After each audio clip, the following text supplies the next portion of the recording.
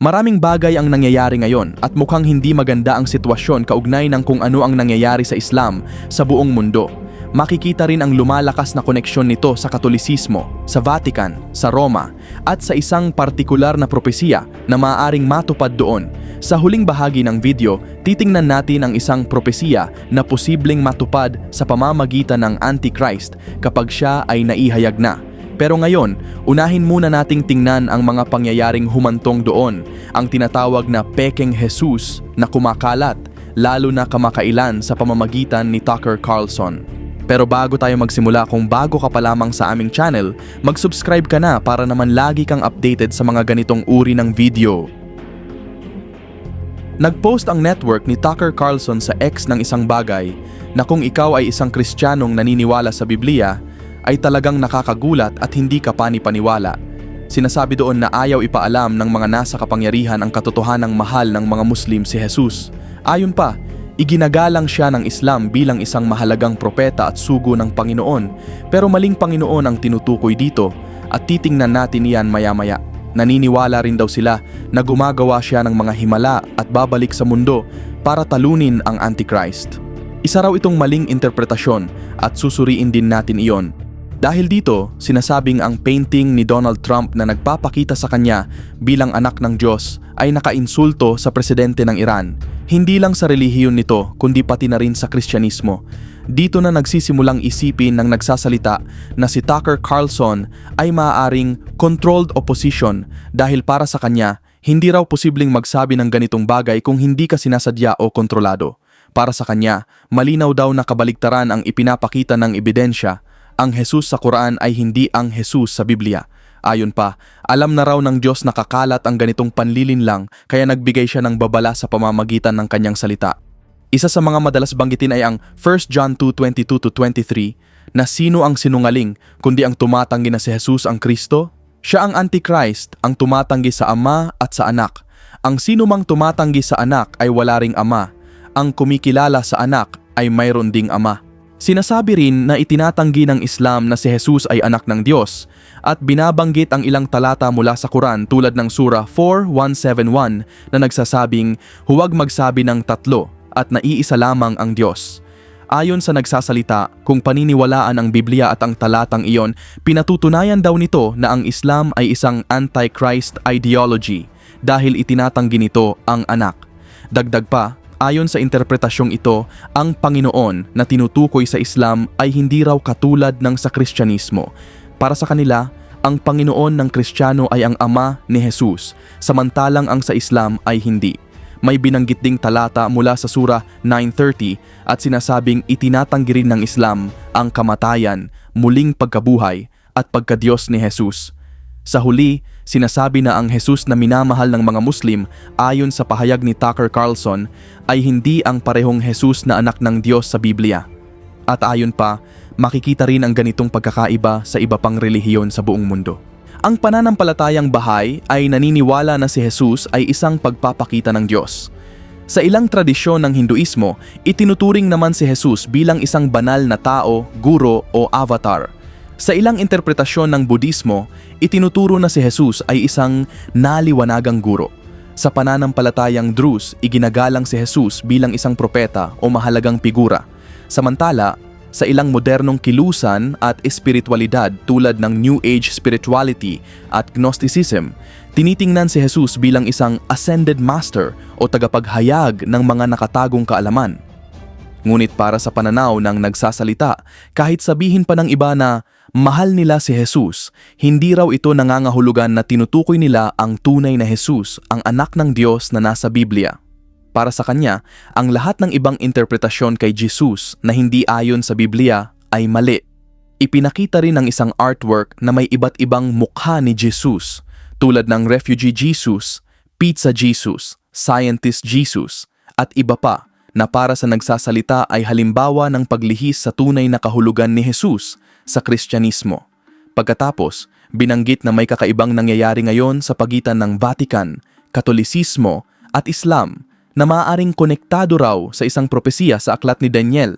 Tinukoy ang Daniel 9:26 na nagsasabing pagkatapos ng itinakdang panahon, ang Mesiyas ay papatayin ngunit hindi para sa sarili niya. At ang bayan ng isang darating na prinsipe ay sisira sa lungsod at santuwaryo. Ayon sa interpretasyong ito, ang prinsipe na darating ay tumutukoy sa Antichrist. Dahil ang propesiyang ito ay isinulat bago pa dumating si Jesus at bago pa wasakin ang ikalawang templo noong 70 AD ng mga Romano, iniuugnay ito ng iba sa Roma. Dahil dito, sinasabi na maaaring may koneksyon ng Antichrist sa Roma. At dahil ang Vatican ay nasa Roma, nagiging sanhi ito ng pag-aalala para sa ilan.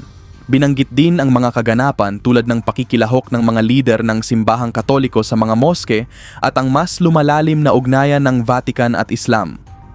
Para sa nagsasalita, maaaring magtulungan daw ang Antichrist at Islam sa hinaharap bilang bahagi ng isang mas malaking panlilinlang sa mundo bago dumating ang Antichrist. Dagdag pa, sinabi na may mga ulat na sa unang pagkakataon, naglaan umano ang Vatican ng prayer room para sa mga Muslim sa loob ng kanilang apostolic library. Ayon sa ulat, ito ay bilang tugon sa kahilingan ng mga Muslim na mananaliksik para sa lugar ng panalangin. Binanggit din na ang library ay naglalaman ng mahahalagang sinaunang manuskrito, kabilang ang Quran at mga koleksyon mula sa iba't ibang kultura at wika. Sa kabuuan, ipinapakita ng teksto ang pananaw ng nagsasalita tungkol sa koneksyon ng relihiyon, propesya at mga pangyayaring geopolitikal na iniuugnay niya sa mga huling panahon. Itinatag noong 1475, ang Apostolic Library ay kabilang sa mga pinakamatandang aklatan sa mundo. Naglalaman ito ng humigit kumulang 80,000 manuscript, 50,000 archival na dokumento at halos 2 milyong nakaimprentang akda bukod pa sa mga barya at mga ukit. Bukas ito sa mga mananaliksik mula sa iba't ibang pananampalataya. Sinasabi na kakailanganin ng Antichrist ng isang hukbo sa likod niya at maaaring ipaliwanag ng propesyang ito kung sino ang magiging bahagi ng hukbong iyon. Ayon sa Apokalipsis chapter 20 verse 4, nakita ang mga kaluluwa ng mga pinugutan ng ulo dahil sa kanilang patotoo kay Jesus at sa salita ng Diyos, mga hindi sumamba sa halimaw o sa kanyang imahe at hindi tumanggap ng marka sa kanilang noo o kamay. Ipinapakita raw nito na darating ang panahon na may mga Kristiyanong papatayin dahil sa kanilang pananampalataya at tinatanong kung sino raw sa kasalukuyan ang gumagawa nito. Binanggit sa teksto na may mga grupo raw na iniuugnay sa karahasan laban sa mga Kristiyano at ipinakita ang isang video na may pahayag mula sa ilang commander ng Hamas. Ayon sa kanila, ang kanilang laban ay hindi lang para sa Palestine kundi laban din sa mga hindi Muslim at may mga pahayag na nagsasabing ipagpapatuloy ang laban sa mga Hudyo at Kristiyano. Mula rito, sinasabi na para magkaroon ng pandaigdigang kapangyarihan ang Antichrist, kakailanganin niya ng isang malawak na hukbo sa buong mundo. Binanggit din ang pagtaas ng populasyon ng mga Muslim sa Europa at ang pagbabago ng demografiya sa ilang bansa. Sa England, halimbawa, may mga lungsod umano na may mga Muslim na alkalde at ipinapakita ito bilang isang malaking pagbabago sa dating relihiyosong pagkakakilanlan ng bansa. May mga tanong din kung bakit umano may ganitong pagbabago at kung sino ang nasa likod nito. Binanggit ang mga viral video tungkol sa pagkuha ng mga lungsod, pati na rin ang mga ulat ng mga sunog sa mga simbahan sa Canada mula 2019. Sa bahagi ng interpretasyon, tinatanong kung sino ang may pananagutan at binanggit ang ilang talata mula sa Quran na may kaugnayan sa pakikidigma at pagbubuwis ang jizya. May mga pahayag din na sina Moses, Jesus at Abraham ay inilalarawan bilang Muslim sa pananaw na ito at sinasabing ang Islam ang huling revelasyon pagkatapos ng lumang tipan at bagong tipan. Sa huli, sinasabi na may mga posibleng koneksyon ang Islam sa mga end times beliefs at sa konsepto ng Antichrist ayon sa ilang interpretasyon, lalo na batay sa 1 Juan 2:22 na tumutukoy sa pagtanggi sa anak bilang Antichrist. Kung sisimulan mong pag-aralan ng mas malalim ang mga paniniwalang Kristiyano tungkol sa katapusan ng mundo at ang mga paniniwalang Islamiko tungkol sa end times, may mga bagay na maaaring ikagulat mo at magdulot ng matinding pag-iisip.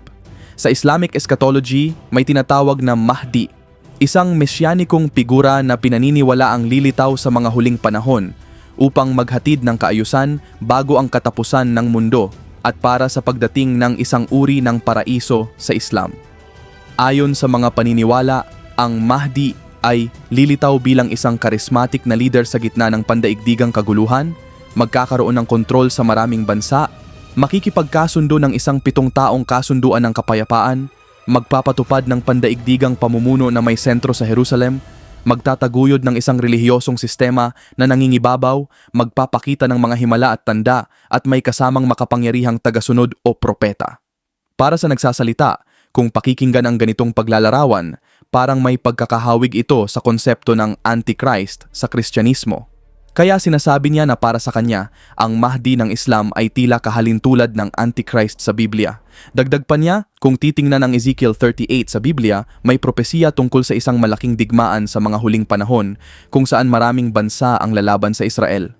Sa paniniwalang ito, sa sandaling iyon daw ay babalik si Jesus at tatalunin ang mga kaaway ng Diyos. Binanggit din niya ang mga lumang pangalan ng mga bansa sa propesiya gaya ng Gog at Magog, Persya, Cush, Put, at Gomer na iniuugnay niya sa mga modernong bansa sa gitnang silangan at Eurasia. Ayon sa kanya, karamihan sa mga ito ay mga bansang may populasyong Muslim, kaya nagkakaroon siya ng koneksyon sa pagitan ng Islam at end times prophecy.